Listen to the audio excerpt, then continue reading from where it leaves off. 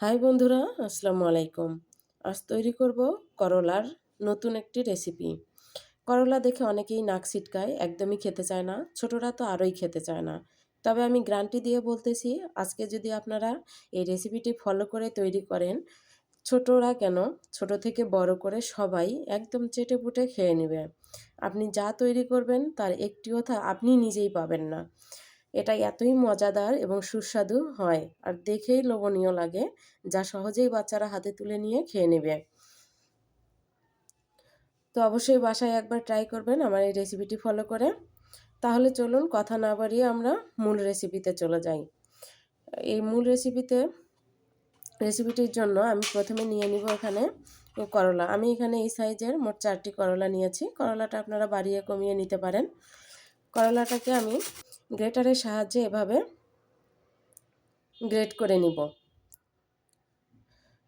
একটু ভালো করে গ্রেট করে নেওয়ার চেষ্টা করবেন যেন বেশি মোটা না হয়ে যায়। গ্রেটারের চিকন দাঁতটা দিয়ে গ্রেট করে নেবেন, তাহলে ভালো হবে। আর যদি আপনার করলার ভিতরের যে বিচিটা সেটা বেঁচে যায় গ্রেটারের সাথে, তাহলে অবশ্যই সেটা কেটে বের করে ফেলে তারপরে গ্রেটারের সাহায্যে গ্রেট করে নেবেন। এবার আমি ফ্রাই প্যানে তেল দিয়ে দিয়েছি। আমি 2 চামচ তেল দিয়ে করলাটাকে দিয়ে দিলাম আর দিয়ে দিলাম সামান্য একটু লবণ। এবার লবণটা দিয়ে আমি কিন্তু এখানে আর কিছু ব্যবহার করলাম না, শুধু লবণ দিলাম। লবণটা দিয়ে এভাবে কিছুক্ষণ ভেজে নিব। যখন দেখবেন এমন করলার গা থেকে যে কাঁচা পানিটা ছিল এবং কাঁচা ভাবটা ছিল সম্পূর্ণটা চলে গেছে, ঠিক এ পর্যায়ে বুঝে যাবেন যে আপনার করলাটাকে নামিয়ে নিতে হবে। এবার আমি করলাটাকে নামিয়ে নিব। নামিয়ে এবার প্লেটে নিয়ে নিচ্ছি। তার ভিতর দিয়ে দিব এখানে আমি মসুর ডাল বেটে নিয়েছি। মসুর ডাল বাটাটা দিয়ে দিব। এখানে আপনারা মসুর ডালের পরিবর্তে যে কোনো ডাল ব্যবহার করতে পারেন। তবে মসুর ডাল দিয়ে তৈরি করলে এখানে কিন্তু অনেক টেস্ট হবে। তারপর এখানে দিয়ে দিব আমি পেঁয়াজ, মরিচ এবং ধনেপাতা। আর দিয়ে দিব স্বাদমতো লবণ। আমি করলার এই যে লবণটা দিয়েছিলাম সেটা শুধু করলার মাপেই দিয়েছিলাম। এবার দিয়ে দিলাম সামান্য একটু হলুদ। দিয়ে ভালোভাবে মেখে নিয়ে এ পর্যায়ে আমি দিয়ে দিচ্ছি এখানে আটা।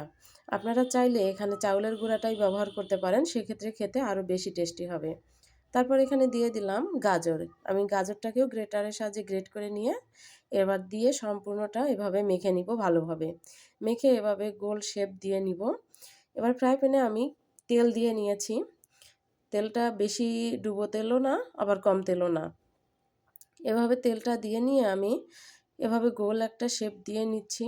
দেখুন, এভাবে শেপ দিয়ে নিয়ে আমি সবগুলো এভাবে শেপ দিয়ে নিব। নিয়ে এবার আমরা এগুলোকে ভেজে নিব। আর বলতেছি যে এখন তো শীতের সময় অবশ্যই আপনারা সকালবেলা পিঠা খাচ্ছেন। তো সকালবেলা পিঠা খেলে মুখটা কিন্তু এমনিতেই মিষ্টি থাকে। তো দেখা যায় যে সেক্ষেত্রে বিকেলবেলা কিন্তু একটু ঝাল ঝাল বা অন্যরকম টেস্টের কিছু খেতে মন চায়। তো সেটার জন্য আপনারা তৈরি করে নিয়ে খেতে পারেন এই রেসিপিটি।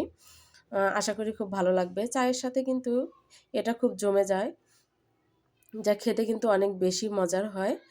আর চায়ের সঙ্গেও খেতে পারেন, সঙ্গে গরম ভাতের সঙ্গেও কিন্তু খেয়ে নিতে পারেন। এভাবে প্রতিটা আমি উল্টিয়ে দিচ্ছি।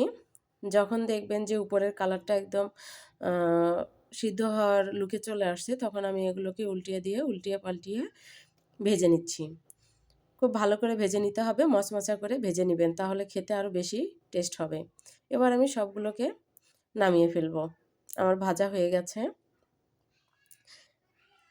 এখন আমি এখান থেকে একটি নিয়ে আপনাদেরকে ভেঙে দেখাচ্ছি যে এটা কতটা ভিতর থেকে কতটা মুচমুচে হয়েছে, যেটা আপনারা দেখলেই বুঝতে পারবেন। খুব গরম, আসলে ধরা যাচ্ছে না, আমি গরম অবস্থায় ভাঙতে নিছি। তো দেখুন ভিতরটা কত সুন্দর হয়েছে, খুব লোভনীয় হয়েছে। আশা করি আপনাদের খুব ভালো লাগবে, অবশ্যই তৈরি করে খাবেন।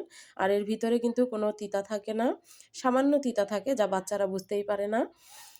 তো অবশ্যই একবার তৈরি করে খেয়ে দেখবেন, বিকেলে চায়ের সাথে বা চা ছাড়া বা সস দিয়ে যে কোনোভাবেই খেয়ে দেখবেন, অবশ্যই ভালো লাগবে। আশা করি ভালো লাগবে। আল্লাহ হাফেজ।